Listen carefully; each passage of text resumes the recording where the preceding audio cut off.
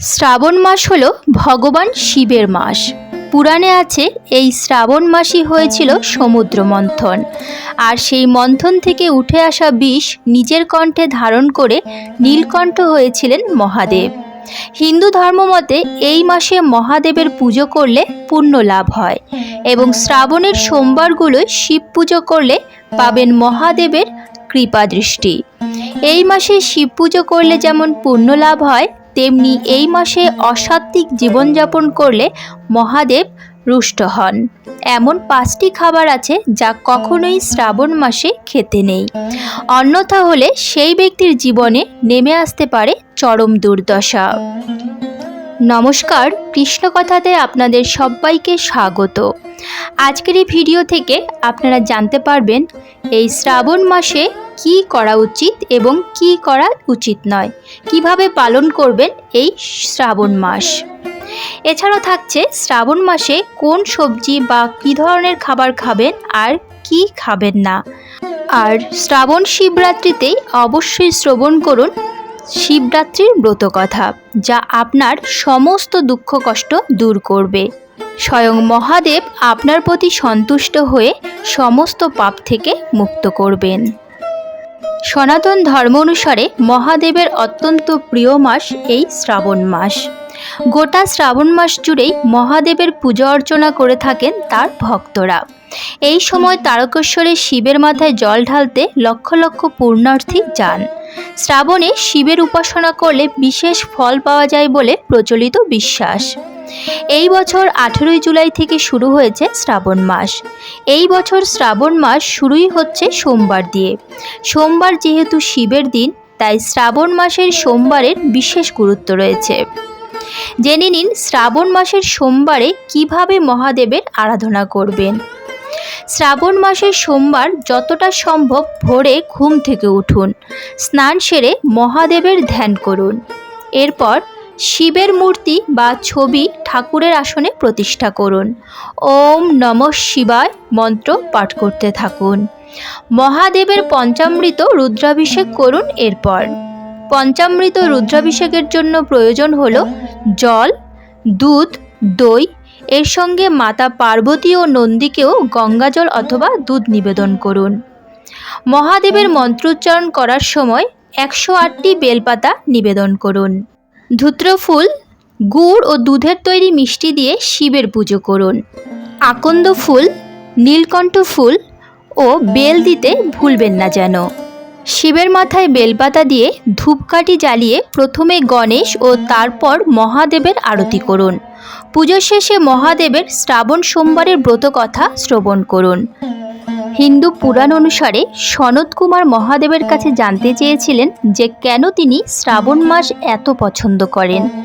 এর উত্তরে মহাদেব বলেন যে শ্রাবণ মাসেই পিতার দক্ষের মুখে স্বামীর নিন্দা সহ্য করতে না পেরে প্রাণত্যাগ করেন সতী।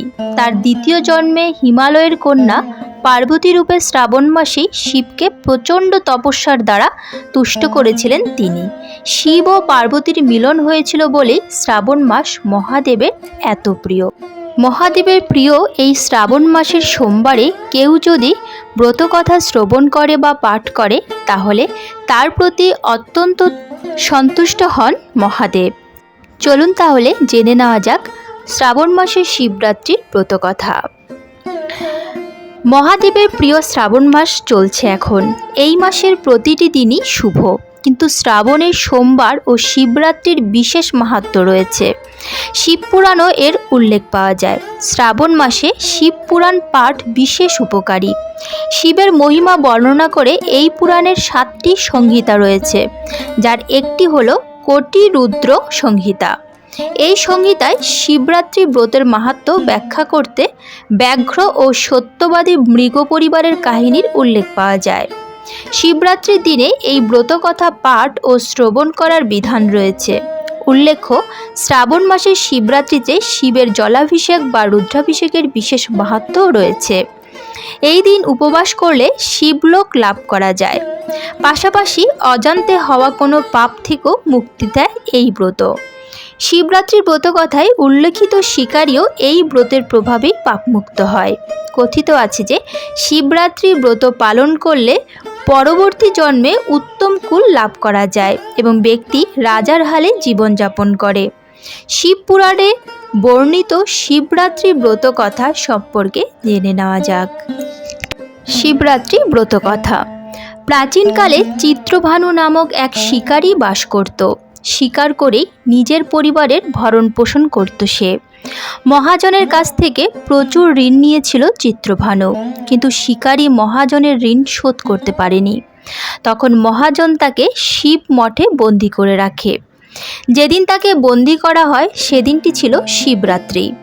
চতুর্দশীর দিনে শিকারী শিবরাত্রি ব্রত কথা শোনে এবং সন্ধেবেলা মহাজন তাকে নিজের কাছে ডেকে ঋণ শোধ করার কথা বলে। তারপরই শিকারের খোঁজে বের হয় চিত্রভানু। বন্দি গৃহে থাকার ফলে শিকারী ক্ষুধার্ত হয়ে পড়ে। এদিকে শিকারের খোঁজে সে অনেক দূর জঙ্গলে চলে আসে, কিন্তু অন্ধকার নামায় সে ওই জঙ্গলেই রাত কাটানোর সিদ্ধান্ত নেয় ও একটি বেল গাছের শাখায় উঠে পড়ে। এই গাছের তলায় শিবলিঙ্গ ছিল, যা বেলপাতা দিয়ে ঢাকা পড়ে গিয়েছিল। শিকারী এ সম্পর্কে কিছুই জানত না। গাছে ওঠার সময় যে ডাল ও পাতা ভাঙে তাই শিবলিঙ্গে গিয়ে পড়ে। ক্ষুধার্ত অবস্থায় এভাবে তার মাধ্যমে শিবলিঙ্গে বেলপাতা অর্পিত হয়। রাতে এক হরিণ পুকুরে জল পান করতে আসে।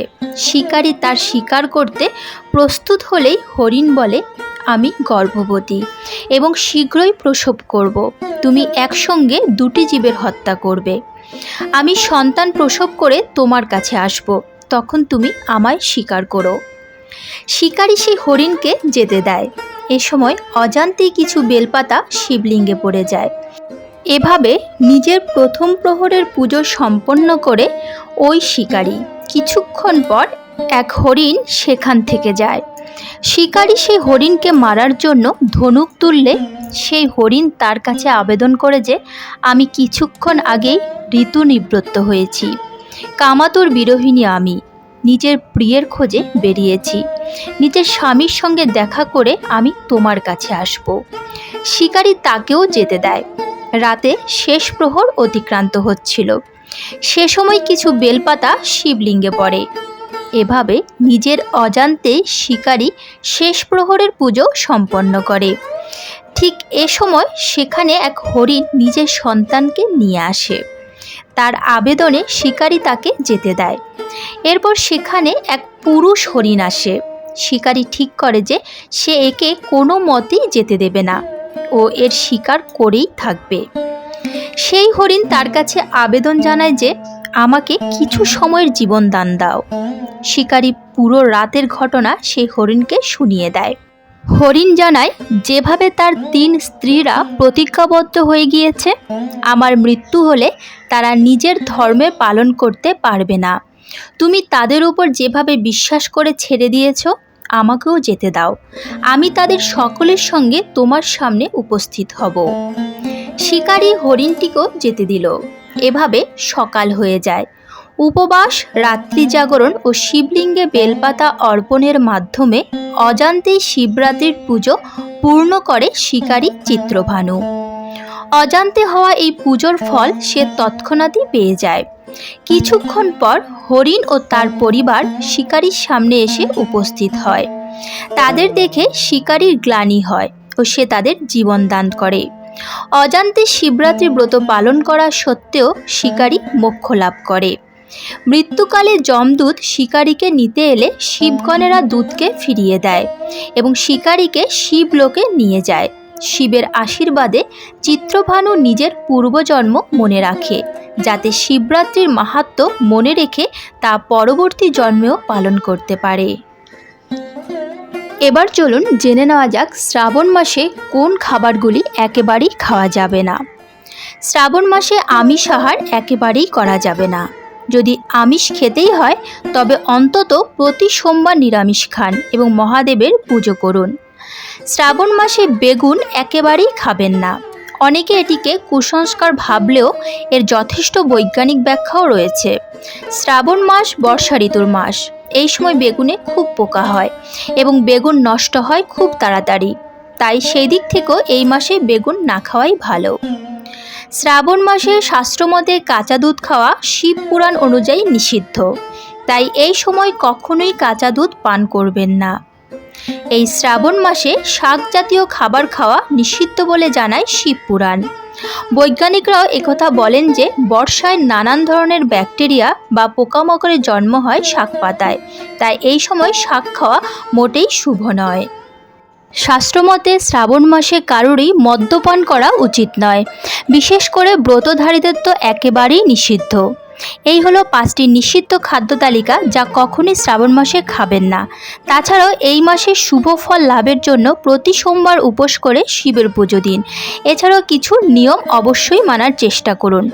এই মাসে মাছেদের খেতে দিন। খাওয়ানোর সময় মনে হর পার্বতীকে স্মরণ করুন।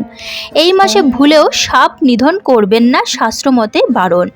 শাস্ত্রমতে এই মাসে দাড়ি না কামানোই মঙ্গল, এতে আপনার জীবনে দারিদ্র্য নেমে আসতে পারে। এই মাসে শরীরে তেল মালিশ করতে নেই। এই পবিত্র মাসে দুপুরে ঘুমোবেন না। আবার শ্রাবণ মাসে কাঁসার থালা বাসনে খাবার খাবেন না।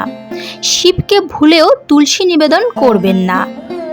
মহাদেবের পুজোর সময় কেতুকী ফুল এবং হলুদ ব্যবহার করবেন না। শাস্ত্রজ্ঞরা জানাচ্ছেন পেঁয়াজ, রসুন এবং অন্যান্য মশলা সেবন শ্রাবণ মাসে এড়িয়ে চলা উচিত। এছাড়াও সর্ষের তেল, মুসুর ডাল, বেগুন, তিলের তেল খাওয়া যাবে না। মাংস, ডিম, অ্যালকোহল, তামাক সম্পূর্ণরূপে বর্জন করতে হবে। সোমবারে উপবাস করলে সন্ধ্যা আরতির আগে কোনোভাবেই ভরপেট বা পূর্ণ আহার করা যাবে না। প্যাকেটজাত ফ্রুট জুস পান করবেন না, কারণ এই ধরনের ফলের রসে লবণ এবং প্রিজারভেটিভ মেশানো হয়। সারা শ্রাবণ মাসে সাধারণত লবণের পরিবর্তে খেতে হবে সন্ধব লবণ। বিশেষ করে সোমবারে মশলার মধ্যে খাওয়া যেতে পারে জিরে, দারচিনি, সবুজ এলাচ, লবঙ্গ এবং কালো গোলমরিচ। মনে রাখবেন, পবিত্র শ্রাবণ মাস জুড়ে বিধি মেনে আধ্যাত্মিক অনুশীলনের মাধ্যমে জীবন নির্বাহ করলে পাবেন মহাদেবের অশেষ কৃপা। তাই নিয়ম মেনে সঠিকভাবে এই সোমবার ব্রতগুলো অবশ্যই পালন করুন, উপবাস করুন। তবে অবশ্যই উপবাস করার সময় এই নিয়মগুলো মেনে চলুন এবং স্বয়ং শিবের আশীর্বাদ লাভ করুন। আজকের মতো ভিডিওটি এখানেই শেষ করলাম। আশা করি আপনাদের ভালো লেগেছে। যদি ভালো লেগে থাকে তাহলে এ ধরনের বিভিন্ন ধর্মীয় ভিডিও পেতে এবং নিয়মিত গীতাপাঠ শুনতে চ্যানেলটিকে অবশ্যই সাবস্ক্রাইব করুন। প্রিয়জনদের সঙ্গে শেয়ার করুন যাতে তারাও উপকৃত হতে পারে। আজ তাহলে এ পর্যন্তই। দেখা হচ্ছে পরবর্তী ভিডিওতে। ভালো থাকবেন, সুস্থ থাকবেন। জয় শ্রীকৃষ্ণ। রাধে রাধে। ওম নমঃ শিবায়।